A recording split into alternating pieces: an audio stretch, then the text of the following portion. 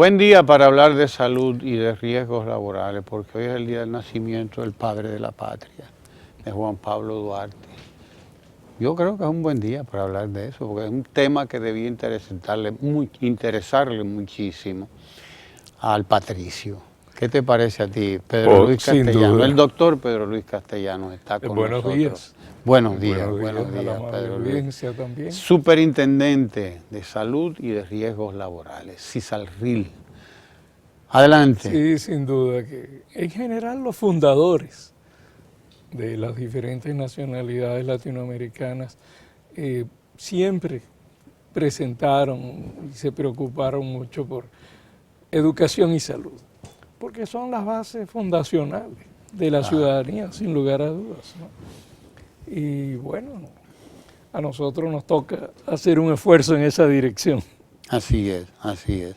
Hablemos de esto, de salud precisamente, y de riesgos laborales, porque ahí es donde tú estás dirigiendo esa importantísima institución del Estado que tiene que ver con todos estos aspectos de la cobertura de salud, etcétera.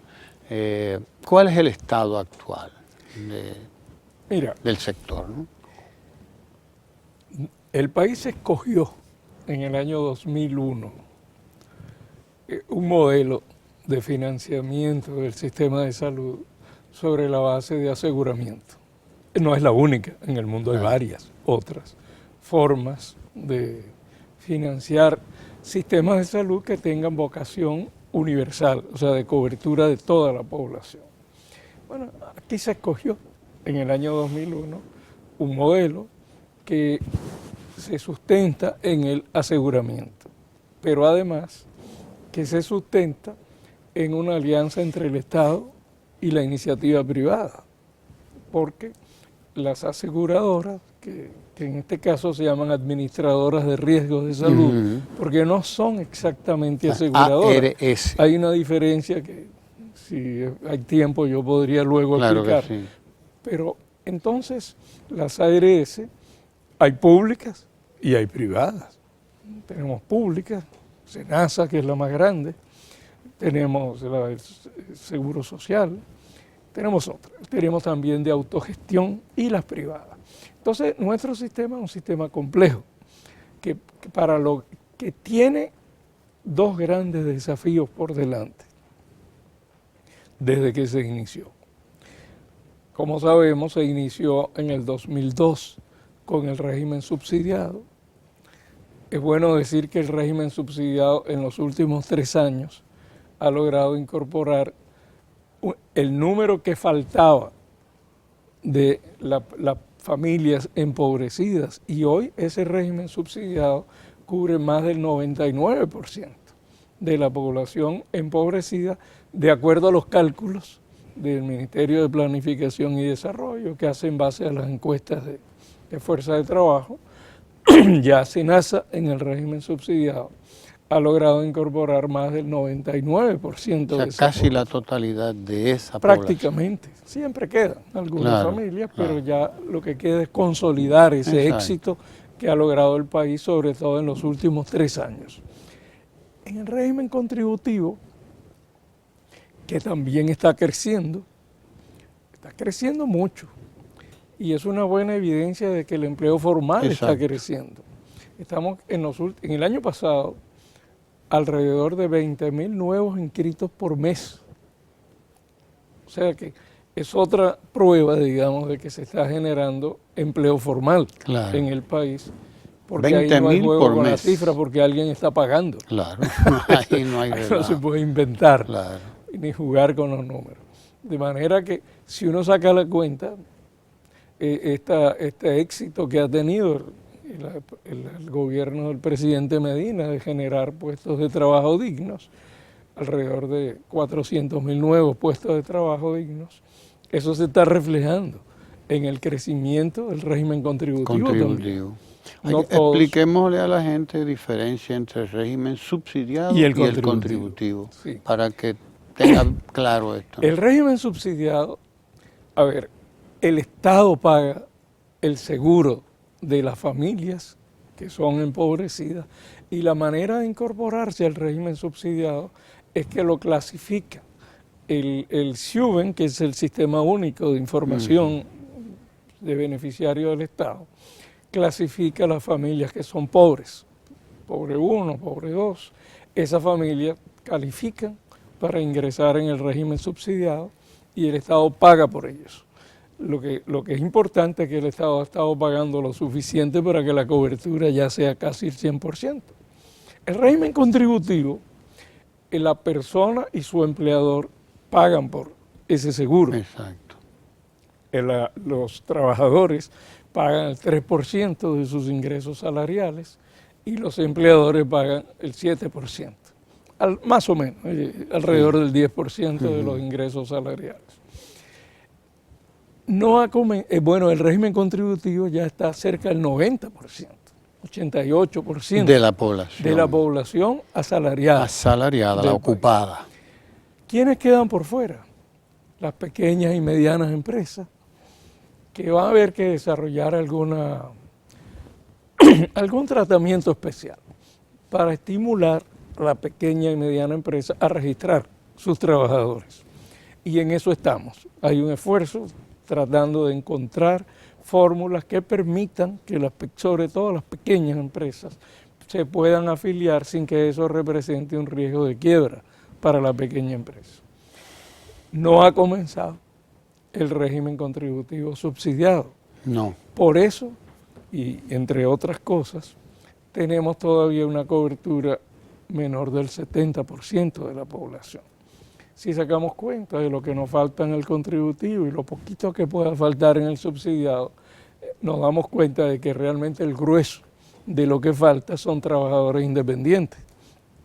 Es decir, personas y familias que no califican como pobres para el régimen subsidiado, pero que no tienen un empleo formal, un empleador. Entonces ahí está un desafío para el sistema. Nosotros pensamos que este año 2016 el sistema debe poner como una prioridad, como una de las dos prioridades principales, el lograr que se inicie el régimen contributivo subsidiado y el desarrollar otras estrategias de afiliación que permitan que las personas que no han podido incorporarse puedan comenzar a hacerlo. Nosotros pensamos que en los próximos años se puede pasar del 90% de afiliación de la población y la expectativa tiene que ser cobertura universal, que llegue un momento que cuando una persona llegue a solicitar un servicio de salud no tengan que estarle diciendo si tiene o no carnet, porque lo va a tener. Exacto. Por lo tanto, el prestador en el momento que llegue, basta con que le pida la cédula y con la cédula chequee en el sistema a cuál ARS pertenece. No podemos hacerlo ahora porque no hay cobertura universal. Una de las cosas que ha impedido que se logre cobertura universal es que la ley no dejó abierta una posibilidad que sí existe en otros países, como Colombia, Perú, Ecuador, etcétera, de que una persona pueda afiliarse voluntariamente pagando el costo de su prima, de su póliza. De manera voluntaria, individual además. Individual o familiar. Esa posibilidad no existe en nuestro país de la ley. Y es un error de la ley. Un error, claro. Porque eso ha permitido a otros países lograr coberturas mucho mayores, porque hay personas que preferirían, ya que no pueden entrar porque no tienen un empleador formal ni son pobres, preferirían pagar toda o una buena parte del costo de su póliza, porque les resultaría mucho más económico que comprar pólizas voluntarias privadas, que son muy caras y generalmente dan una cobertura menor de la que da el Seguro Familiar de Salud. De manera que el primer desafío que tenemos para este año es aumentar la cobertura de la ciudadanía, de la población. Y la esperanza que tenemos es que en unos años podamos decir que el sistema del Seguro Familiar de Salud ha alcanzado cobertura universal. Es decir, que tenga más del 90% de la población. Mira, el otro gran desafío que tenemos es que el Seguro Familiar de Salud tiene que aumentar la cobertura de problemas de salud. tenemos que superar la situación que tenemos hoy, en la cual las personas tienen su seguro familiar de salud, pero hay muchas cosas que están por fuera y que tienen que pagarlas de su bolsillo.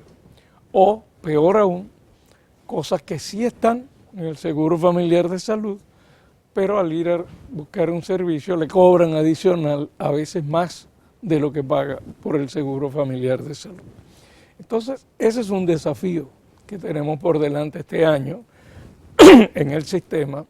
Tenemos que lograr que se aumente la cobertura de problemas de salud y que se disminuya, ojalá se elimine, los cobros adicionales. La gente le llama copago, en la ley no se llaman así, pero a eso es a lo que me estoy refiriendo, a lo que la población suele llamar copago, que es lo que le cobran fuera del seguro en el momento que demanda un servicio. Los pagos directos en el momento que se necesita un servicio son muy injustos y en todos los países del mundo es lo que se trata de evitar y de reducir, porque en ese momento el paciente no tiene capacidad de negociación. No, simplemente está frente a la necesidad. Necesita el servicio y no tiene capacidad de negociar tarifas, de negociar pagos. Simplemente va a hacer todo lo que pueda para poder recibir el servicio. Y eso genera una injusticia fuerte y desigualdades sociales muy profundas, porque el que no puede pagar se inhibe de buscar servicios o busca servicios que no son los que él estaba necesitando o que estaba deseando recibir. Claro, esto implica, por supuesto, repensar las formas de retribución y de remuneración a los médicos y otros prestadores de salud, porque también es justo que los profesionales de salud tengan remuneraciones adecuadas. Aunque es bueno decir que no todos tienen retribución baja por la seguridad social. Tenemos médicos que reciben mucho dinero por la seguridad social, otros que reciben muy poco. O sea, y hay que revisar ese tema de las remuneraciones, retribuciones, para mejorarlos, pero también hacerlos un poco más justos para el conjunto de los médicos y los profesionales de la salud. Yo diría que esos son los dos grandes desafíos que tenemos este año por delante. ¿Cómo resolver el segundo? Bueno, este segundo desafío de mejorar la cobertura de problemas de salud y de reducir los pagos adicionales, tiene que ver con que haya un nuevo plan básico de salud. Lo que tenemos vigente, que fue producto de un acuerdo que se firmó el 19 de diciembre del 2006, para que pudiera iniciarse en el 2007 el régimen contributivo. Fue un acuerdo provisional, era por un año y se ha quedado. Como pasan muchas cosas. Por un año. Era por un año. ¿Y tiene ya? Sí, muchas cosas en el país que son provisionales se van quedando. Y eso fue importante en su momento, pero ya se ha quedado retrasado, rezagado. Y mientras tanto se han producido deformaciones. Se ha quedado rezagado la tarifa y honorario para los médicos, para los prestadores y clínicas y hospitales. Ese pero plan también básico se ha que quedado tenemos rezagado. es el responsable de los copagos, eso de lo que estábamos hablando, se ha porque quedado tiene una rezagado cantidad también, de cosas fuera del plan cobertura de básico. problemas y los pagos adicionales. Claro. Entonces necesitamos un nuevo plan básico. Es bueno decir que el Consejo Nacional de la Seguridad Social creó una comisión hace un poco más de un año, tal vez casi 2 años, que ha venido trabajando en que haya un nuevo plan básico de salud. Y es un trabajo que la CISALRIL es parte de ese equipo de trabajo y ha avanzado mucho. Yo creo que se puede ser optimista y asumir que en este primer semestre del año vamos a tener un nuevo plan básico de salud. Primer semestre de este año. Bueno, yo lo veo con optimismo, pienso que es posible. Sí, sería una gran cosa. Si seguimos trabajando con el empeño que se ha venido haciendo y si se sigue colocando como por parte del Consejo Nacional de la Seguridad Social como una prioridad importante, como lo ha hecho hasta ahora, pienso que es posible. tener en el primer semestre de este año un nuevo plan básico de salud. Así que si logramos que tener un nuevo plan básico y logramos ampliar la afiliación de la población, poco a poco vamos a ir acercándonos a tener un sistema de seguridad social que realmente proteja el derecho a la salud de la población, mucho más de lo que hasta ahora hemos conseguido. ¿Cuáles estrategias se está dando el sector para que entre en funcionamiento el contributivo subsidiado? Porque tiene que haber unas estrategias y un periodo de tiempo también para que esto arranque, ¿no? Que tiene mucho que ver, como tú decías ahorita, con la informalidad en el sector. El trabajador independiente. Sí, exacto.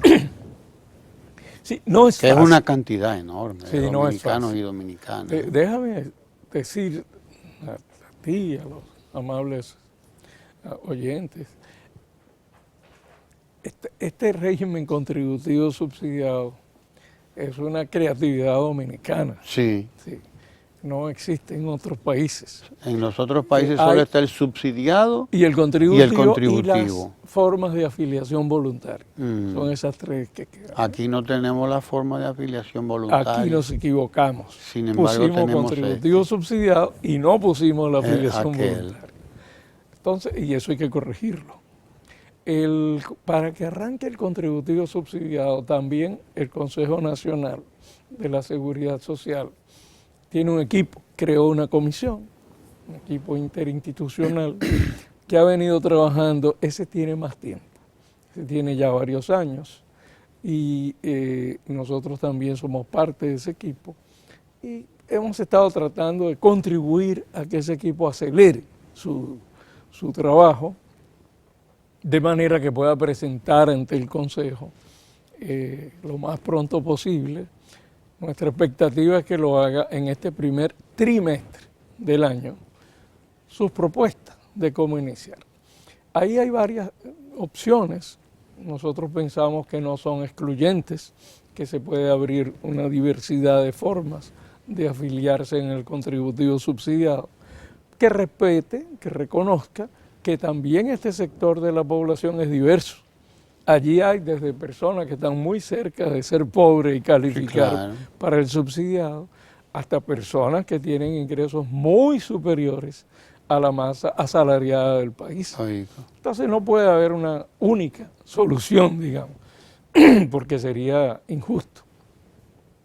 Pensamos que hay una posibilidad para las personas que de menor posibilidad de cotización por sí mismos, de que haya un subsidio parcial por parte del Estado, que es una de las líneas previstas en la ley. Pero pensamos que hay otras posibilidades. Una de ellas es la afiliación voluntaria de quienes estén dispuestos a pagar completa la póliza o recibir un subsidio simbólico de $1 o de manera que puedan ingresar como familia al sistema, pagando voluntariamente el grueso del costo de la póliza. En el medio de esos dos extremos hay posibles opciones diversas. Por ejemplo, hay grupos que no tienen un empleador, pero son muy bien organizados. Son muy bien organizados o en su sindicato, o en asociaciones o gremios, que perfectamente podrían servir como concentradores, como intermediarios, que garantice la cotización de estas personas al sistema. Una de las preocupaciones que ha habido en el sistema, porque este modelo tiene que permanentemente estar pendiente de su sostenibilidad financiera, de que no quiebre. Es una de las funciones de la CISALRIL. Entonces, una de las preocupaciones que ha habido siempre entre los principales actores del sistema es cómo garantizar que las personas que se afilien en el contributivo subsidiado cumplan con la cotización mensual. Porque en el subsidiado no hay problema porque es el Estado. Sí, el Estado el que, y en el contributivo claro. no hay problema porque el empleador le descuenta y la aporta. empresa, sí. Entonces, estos grupos que son trabajadores independientes, ha habido preocupación de muchos sectores de cómo garantizar su pago permanente.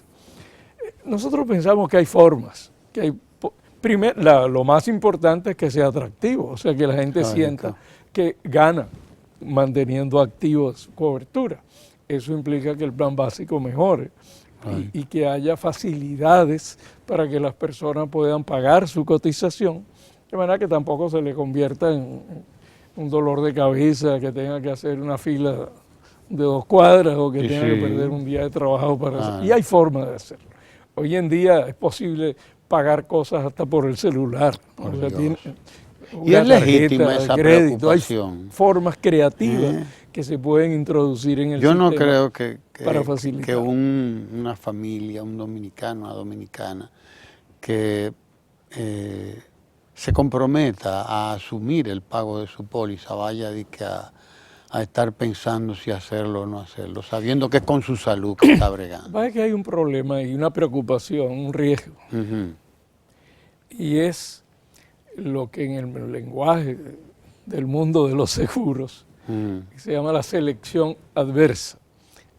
Es decir, una persona que sabe que necesita hacer un alto gasto por algún problema de salud suyo o de su familia, se inscriba, recibe ese alto gasto y después se retire. Eso se le llama selección adversa. Eso ocurre siempre, pero hay formas también de regular esto. Por ejemplo, poner un tiempo, o sea que gastos de determinada característica muy elevados solo le nazca el derecho después de tantos meses de haber participado, con lo cual se cubre el riesgo, digamos, financiero del problema. Yo creo que lo importante es que nos dispongamos todos a la idea de que este año tiene que empezar el régimen contributivo subsidiado y que hay que abrir diversas opciones para que la población comience a incorporarse. Y creo que es importante reconocer públicamente que todos los sectores que forman parte del Consejo Nacional de la Seguridad Social han manifestado su compromiso con esta idea de que es necesario que este año comience el régimen contributivo subsidiado. Y por ejemplo, también hay mucho compromiso en el Consejo, en todos los sectores, me refiero a empleadores, sectores sindicales, el gobierno, los gremios que forman parte del Consejo, con la idea de que haya un nuevo plan básico que aumente la cobertura de problemas a las personas. Una de las preocupaciones que hemos recibido, por ejemplo, del sector empleador, es que el sector empleador está sometido a presiones para que además del seguro familiar de salud, compre otro seguro adicional para sus trabajadores. Esto lo siente el sector empleador, lo resiente, porque es un gasto adicional. Eso.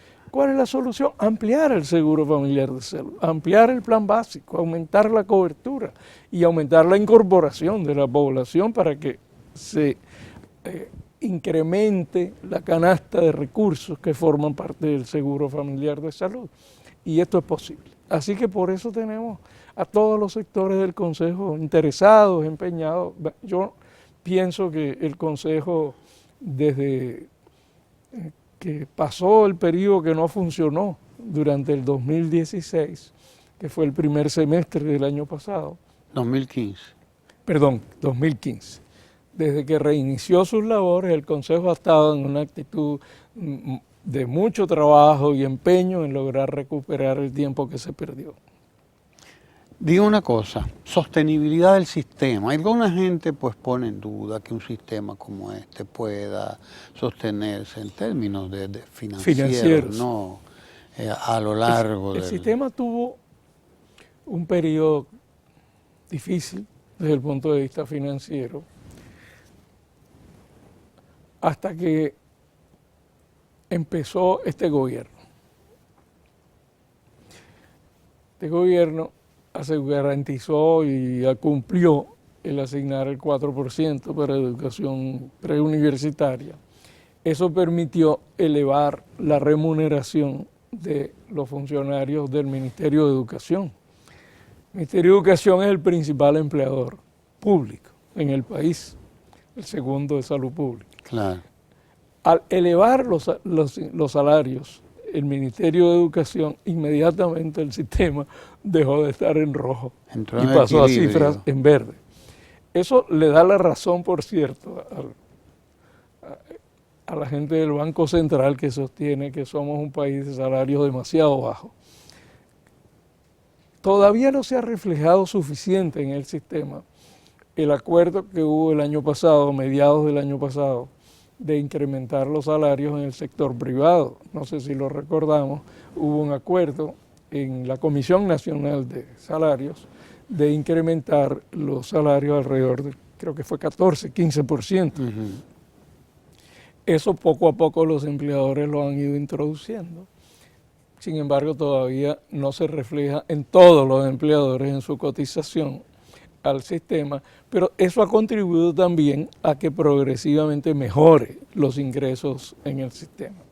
Y creo que es razonable esperar que más temprano que tarde va a haber una mejoría de los salarios en general en el sector público. Creo que el gobierno ha estado valorando este tipo de decisiones, de manera que también el ingreso por esa vía, el ingreso al sistema de seguridad social está muy relacionado con el nivel de los salarios. Y es una relación entre el nivel de los salarios y el nivel de necesidad y demanda que hace la población de servicios, de salud. Entonces, si nosotros logramos encontrar mecanismos que de alguna manera regulen las tarifas, honorarios dentro del sistema para que sean razonables y al mismo tiempo continúa mejorando el ingreso de los trabajadores afiliados al sistema y se abre el contributivo subsidiado. Yo creo que los escenarios a corto y a mediano plazo son positivos. No creo que haya que temer crisis a corto plazo como las que, por ejemplo, vive Colombia o viven algunos otros países. La crisis de Colombia tuvo mucho que ver, o tiene mucho que ver, porque están en proceso de salir de la crisis y todos esperamos que logren salir. Sabemos, porque hemos conocido a la Superintendencia de Salud de Colombia, que están haciendo un enorme esfuerzo en este sentido y hay gente muy preparada y muy comprometida. Bueno, no creo que haya que esperar en el país a corto y mediano plazo una situación como esa. Ahora, es una buena advertencia, es un buen llamado de atención, porque nuestro sistema es muy parecido al de Colombia, el aseguramiento en salud nuestro.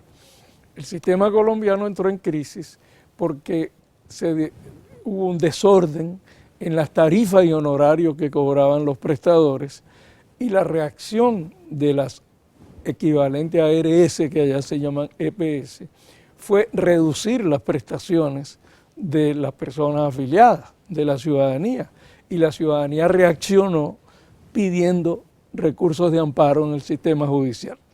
Y el sistema judicial, con toda razón, concedió favorablemente la gran mayoría de esos recursos de amparo, lo que significó erogaciones muy fuertes por parte del sistema que no tenía previstas y que se le acumularon. Eso creó una crisis. Es un buen llamado de atención para nosotros porque nos habla de la necesidad de que entre todos, prestadores de servicios, ARS, empleadores, sindicatos, gremios en general, protejamos el sistema.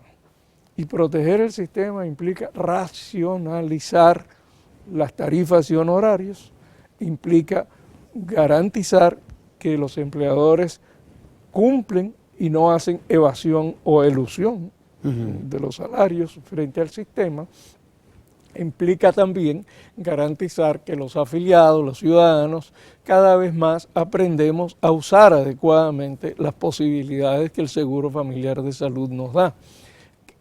Suelo decir, yo uso una expresión en un lenguaje coloquial, no es un lenguaje técnico, de que nuestro seguro familiar de salud es como la gallina de los huevos de oro, porque la verdad es que ha sido una gallina de huevos de oro para que mucha gente que no tenía acceso al sistema de salud lo pueda tener, público y privado, pero también para que muchos prestadores de servicios de salud hayan mejorado sus ingresos de manera sustancial y también para que los empleadores pues, hayan podido asegurar que sus trabajadores tienen acceso a los servicios de salud que necesitan, tanto del seguro de salud propiamente dicho como de riesgos laborales que protege a los trabajadores. Bueno, si la gallina de los huevos de oro se muere, nadie come huevos de oro. Entonces a todos interesa que cuidemos esta gallina, que la protejamos y eso implica que hagamos acuerdos razonables entre todos. Todo el mundo quiere tener el mejor ingreso, las mejores tarifas, los mejores honorarios y es una aspiración legítima. Pero obviamente hay que ser razonable, hay que entender que eso tiene que estar en relación con los ingresos del sistema. Es razonable que una administradora de riesgos de salud quiera tener los mayores niveles de beneficio económico y ganancia. Pero obviamente eso no se puede hacer sobre la base de negar prestaciones a los ciudadanos a los cuales tengan derecho.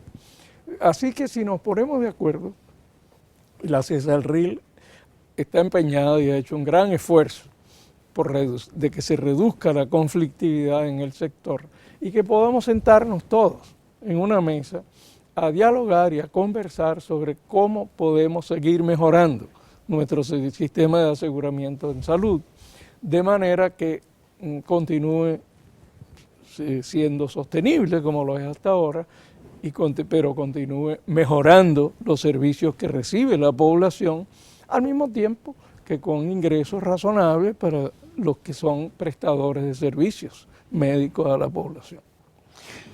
Importante esta relación que planteabas hace un momento entre salario y sostenibilidad del mismo sistema. Sobre todo en el régimen contributivo. En el contributivo. Porque usualmente se piensa en, bueno, me subieron el salario o hay que aumentar los salarios, pero no se piensa en no se percibe. Usualmente la gente se queda y también el propio empleador se queda ahí, pero hay como tú lo has dicho, no hay un impacto positivo en todo el sistema. Es enorme. Exacto. Mira, de ahí la necesidad de que... Una de las cosas importantes que ha ocurrido en los últimos 3 años en este país, en el periodo de gobierno del presidente Medina, es que alrededor de 800.000 personas han dejado de ser pobre extremo. La población no siempre se da cuenta, pero en ese periodo ingresaron al régimen subsidiado de aseguramiento en salud casi 1 millón de personas. Casi 1 millón. ¿Eso qué significa? Que esas personas y se quitó el pago en los hospitales públicos. Exacto. Eso significa que personas que no podían tener acceso a un hospital, ahora lo tienen, pero también a los medicamentos y también a exámenes complementarios, porque el régimen subsidiado, cuando hay un servicio que es indispensable para una persona, para un ciudadano afiliado, y el sistema público no lo puede dar, el régimen subsidiado está obligado a buscar ese servicio donde lo haya en el país, porque es un derecho de las personas afiliadas. Y eso ha cambiado la vida de muchas familias. Hay que hablar con las familias que antes no tenían esta posibilidad y que ahora la tienen. La contribución del sistema de seguridad social a la disminución de la pobreza en el país ha sido importantísima y no siempre se le ve como de esta manera. Es importante ver el sistema de seguridad social como una política pública, porque es una política pública. Es una política pública además de alto impacto en reducir la pobreza, en proteger la clase media, porque los gastos en salud son uno de los primeros, de los más importantes factores de empobrecimiento de la clase media. Claro. El otro es educación. Pero los gastos en salud, los elevados gastos en salud privada, para la clase media son un factor que afecta tremendamente su presupuesto familiar. Entonces, en la medida que el seguro familiar de salud en el régimen contributivo, lamentablemente todavía no hemos logrado que el contributivo subsidiado se inicie, y ese va a ser la gran solución para este sector. En la medida que se consolida, ha impactado los gastos también a nivel de la familia. Nosotros queremos que lo impacte más, queremos que se reduzca esos pagos adicionales que se tienen que hacer, y creemos que es una alta prioridad para el sistema. Pero ya el impacto que ha tenido es importante. Por ejemplo, el solo hecho de aumentar de 3.000 a 8.000 la disponibilidad anual de medicamentos ha hecho, yo he hablado. ¿Qué quiere decir eso? Oh, De 3.000 a 8.000 la disponibilidad para la gente. importante Un aumento importante. tu pregunta, porque me trae a Sí. cuáles son las mejorías que se han logrado en los últimos meses, por acuerdo del Consejo Nacional de la Seguridad Social a fines de octubre. O sea que están vigentes, y esto es bien importante, están vigentes desde el 1 de noviembre del 2015. E insisto en la fecha, porque muchas veces la población no siempre lo sabe, y a veces hay confusión, y no todos los prestadores a veces se han enterado, y las ARS han tenido que ir haciendo ajustes, y no siempre el afiliado siente que se le está cumpliendo, y es importante que sepa que cuando no se le cumpla tiene derecho a reclamar, puede reclamar ante la DIDA, la Dirección de Información y Defensa del Afiliado, o directamente ante la CISALRIL. Nosotros tenemos una oficina de atención al usuario a la cual puede accederse por teléfono o por internet, o personalmente, está ubicada en la CISALRIL, o también tenemos una oficina en Santiago y en un centro comercial que está cercano a la CISALRIL. Es bueno eso que tú lo digas. Entonces, porque mucha ¿cuáles gente fueron esas pierde mejorías? por no conocer. Sí, ¿cuáles fueron esas mejorías? Una, se aumentó de 3.000 pesos disponibles por año y por afiliado en medicamentos de uso ambulatorio. ¿Qué es ambulatorio? Que no está interno, que no está hospitalizado. Cuando usted va a la consulta y el médico les pide una receta, eso es un medicamento a nivel ambulatorio. Para eso había 3.000 y se aumentó a 8.000 al año. Pero no solo eso, sino que se amplió el catálogo de medicamentos, porque se incorporó todos los principios activos que el Ministerio de Salud Pública recientemente, hace como 6 meses, actualizó en lo que se llama el cuadro básico de medicamentos del país. Todos los que no estaban se incorporaron, y eso significó una ampliación, pero también se introdujo la idea de que el medicamento tiene que ser dispensado y cubierto por el seguro independientemente de su presentación y su dosis. Déjame explicar esto que es importante para la población.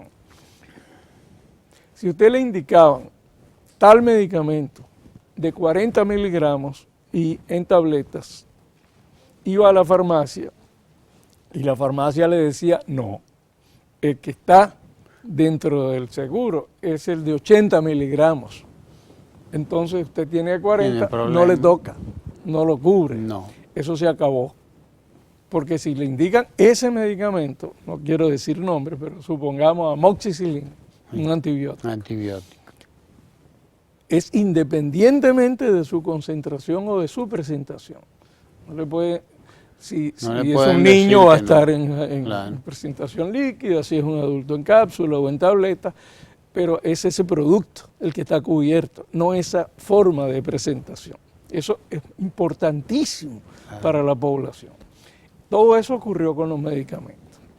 Claro, obviamente ese incremento a 8.000, no a todo el mundo le toca desde el primer día, porque depende de lo que ya había gastado, de esos primeros 3.000 que le correspondía, y depende de cuándo se renova su póliza.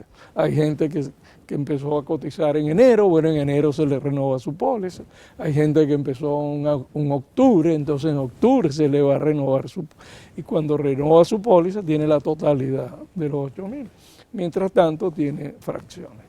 Otra cosa importante que se cambió a partir del 1 de noviembre, la cobertura de catastróficos, de gastos catastróficos. Para enfermedades catastróficas. Enfermedades que implican gastos catastróficos, son 18 eventos que están incluidos en esa lista de gastos catastróficos. Antes era 1 millón en total. Es decir, si usted tenía un problema de salud que implicó que consumió $500,000 cuando lo internaron o cuando le resolvieron su problema, a usted le quedaba $500,000. Y si tenía otro problema de salud y usted necesitaba también hacer gastos catastróficos, alguna de estas 18, le quedaba era $500,000. Ahora es $1 millón por cada evento, por cada uno de esos 18 eventos que están dentro del grupo, digamos. Para que la gente sepa, ¿qué es una enfermedad catastrófica? Sí, bueno, ahí están problemas cardíacos severos, por ejemplo, está también problemas renales severos. La mayoría son problemas que requieren internamiento e incluso muchos de ellos requieren uso de cuidados intensivos, etcétera. La diálisis y todas esas cosas para los renales. Lo otro es que se amplió ese $1 millón también para los procedimientos quirúrgicos que no estaban. Entonces ahora los procedimientos quirúrgicos que están en la lista, porque no son todos, son los que están en la lista, que son los más frecuentes, también tienen $1 millón por cada uno de esos eventos, cada uno de esos. Entonces eso fue una mejoría importantísima. Más aún, antes del 1 de noviembre, los recién nacidos no tenían el $1 millón disponible para gastos catastróficos, sino que le iban haciendo a medida que aumentaba la edad. En el primer mes solo tenía $150,000 y a medida que aumentaba la edad, el segundo mes un poco más, el tercer mes un poco más y al año $1 millón. Eso se eliminó. O sea, ahora desde que nace, el recién nacido tiene disponible, igual que cualquier otro afiliado, $1 millón en gastos catastróficos y para cada uno de los eventos que antes señalé en gastos catastróficos. Eso es importantísimo, porque cuando el niño más necesita... ¿Eso tanto en el subsidiado como en el contributivo? Sí, eso vale para todo el seguro familiar de salud. Esto es muy importante porque, mire, el 80% de las muertes de niños menores de 1 año en nuestro país ocurren en el primer mes de vida. Es decir, en el primer mes de vida es cuando los niños que van a requerir gastos catastróficos, la mayoría los requieren en el primer mes de vida. Eso es muy importante. Otra cosa que se cambió a partir del 1 de noviembre, la llamada atención integral. ¿A qué se refiere esta decisión del Consejo? A que si una persona está interno o requiere un procedimiento que está en el catálogo de prestaciones, sean gastos catastróficos o no, o sea que está contemplado dentro del plan básico de salud ese procedimiento, entonces no se le puede, digamos, impedir que ese procedimiento se realice, porque para hacerlo requiera otro procedimiento que no está en el plan básico. O sea, la idea de atención integral es que todo lo que esté en el plan básico tiene que ser cubierto para garantizar que ese procedimiento principal se lleve a cabo y se desarrolle. Antes no era así. Antes solo se cubría el procedimiento en sí y no todo lo que estaba alrededor de ese procedimiento. Hubo, por lo tanto, mejorías sustanciales. Sin embargo, no es suficiente. No es suficiente. Y por eso se está trabajando un nuevo plan básico. El nuevo plan básico, por supuesto, después que lo apruebe Sí. el Consejo Nacional de la Seguridad Social. Pero se ha avanzado mucho en algunas ideas que ya hay consenso. Una de ellas es que tiene que haber un grupo de problemas que son problemas, digamos, de interés sanitario, que marcan mucho el perfil de salud y de muerte del país y que afectan mucho la vida cotidiana de las familias por su frecuencia o por el hecho de que si no son bien atendidas se complican y generan mucho impacto en la familia. Por ejemplo, diabetes, hipertensión, respiratorias crónicas como asma, bronquitis, ese tipo de problemas que son, digamos, de mucho impacto, que son crónicos además y que van a durar prácticamente toda la vida. La idea es que deben ser cubiertos sin límite, que no deben tener techo. Si una persona es diabética, debe ser atendido de manera integral, porque es la garantía de que no se va a complicar.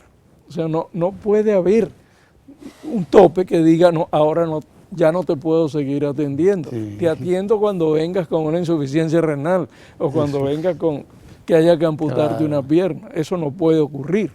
Igual un hipertenso. O sea, no puede decir, no, se te acabó la cobertura, ya no te puedo seguir atendiendo, te voy a atender cuando tenga un infarto. O sea, es un absurdo, ¿no? Entonces, la idea es que haya un grupo de problemas, eso todavía se está discutiendo, ya no tanto si debe haberlo o no, sino cuáles problemas. En el equipo que está trabajando en eso ya más o menos se han puesto de acuerdo alrededor de unas 14, 15 problemas prioritarios que deberían entrar de esa forma. Por supuesto, todo esto hay que costearlo, hay que sacar las cuentas bien, hay que asegurar, tiene que haber protocolos, y esta es una responsabilidad del Ministerio de Salud Pública, que por cierto el Ministerio de Salud Pública está asumiendo con mucha seriedad. Ayer la señora ministra de Salud, la doctora Guzmán, me dijo que muy prontamente va a haber un evento, un acto donde públicamente se va a anunciar que alrededor de 50 problemas de salud ya tienen protocolos oficiales que van a ser oficializados. Nosotros esperamos que dentro de ese grupo se esté incluido todos o la mayoría de estos problemas que consideramos que deben ser cubiertos en su totalidad por el Seguro Familiar de Salud. Con protocolos, con un buen costeo, por supuesto, de esto, y con un buen trabajo de información y de consenso con los médicos y las clínicas prestadoras de servicios de salud. Nosotros pensamos que esto va a tener un impacto enorme sobre las familias y sobre el perfil de salud del país. Una de las preocupaciones que tenemos es que un seguro familiar de salud tiene que impactar el perfil de salud del país. O sea, tiene que tener una consecuencia, tiene que reducir la mortalidad por enfermedades prevenibles, tiene que garantizar, por ejemplo, que la mortalidad materna baje. O sea, un seguro que cubra todo lo que es necesario alrededor de la maternidad tiene que contribuir a que la mortalidad materna se reduzca, a que la mortalidad infantil se reduzca, a que las complicaciones por diabetes o por hipertensión o por enfermedades respiratorias crónicas se reduzcan. No es correcto que nosotros estemos recibiendo a las personas cuando tienen que hacerse una diálisis porque tienen una insuficiencia renal crónica, cuando la mayoría de ellos pudo ser evitada si se manejaba adecuadamente la diabetes o la hipertensión, o cuando niños con un buen tratamiento y manejo de una amigdalitis simple.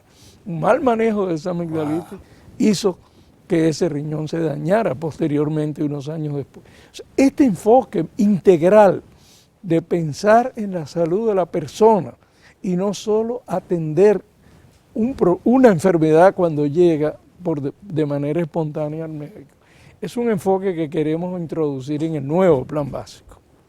Hemos avanzado y seguimos avanzando, entonces. Sí, es bueno recordarlo en un día como este. Yo creo que hay que destacar el interés del señor presidente en que el sistema de seguridad social realmente sea cada vez mejor. y también de todos los integrantes del Consejo Nacional de la Seguridad Social. Exacto. Creo que esa es una alianza que nos garantiza, esta alianza entre el Estado, la iniciativa privada, la comunidad, los gremios, los sindicatos. Es una alianza que nos debería garantizar que el sistema va a seguir mejorando. Bueno, en el día de Juan Pablo Duarte hemos hablado de salud, una de las cosas importantísimas para esos que lucharon y para los que seguimos luchando hoy, Pedro Luis, ¿verdad? No hay mejor forma de reconocer a los fundadores de la patria que construir cada día una patria mejor. Claro, claro, a la prosperidad, a la salud de la gente. Gracias por estar ahí con nosotros, el doctor Pedro Luis Castellano, superintendente de salud y de riesgos laborales, la CISALRIL. Quédese ahí porque ahora ojalá continúa con su sección Ecomundo. Ahí está el economista Lucas Vicens esperando para entrar al bate inmediatamente. Gracias, doctor Pedro Luis Castellano, por estar aquí con nosotros. Vengo aquí porque me ahorro económicamente, lo vengo a atender a mi niño, me lo atienden bien. Cuando me siento algo, corro allá, de una vez me atienden y me dan mi medicamento y vengo para mi casa. El modelo de atención primaria es el centro de salud en el cual el residente de una comunidad recibe los servicios básicos de salud. Contamos con lo que es los diferentes programas, como el programa de vacunas, en la cual aplicamos todas las vacunas de forma gratuita, el programa de tuberculosis. Realizamos visitas domiciliarias con la finalidad de darle un seguimiento. Vienen a poquito rato. ¿Cómo se siente? Me ponen los aparatos, a ver cómo estoy. Brindamos los servicios básicos como son medicina general, ginecología y obstetricia, es decir, atención a las mujeres embarazadas. La realización de lo que es el apoyo diagnóstico del papá Nicolau, de mamografía, además de pediatría. Cuando se detecta algún problema que debe de resolverse a nivel especializado o que tenga que internarse, entonces de este centro se refieren. Pero el paciente retorna nuevamente con el formulario de contrarreferimiento a nuestra unidad. Todos los servicios brindados en la unidad de atención primaria y los medicamentos son de forma gratuita para toda la población. Es decir, que uno se está ahorrando unos cuartos ahí.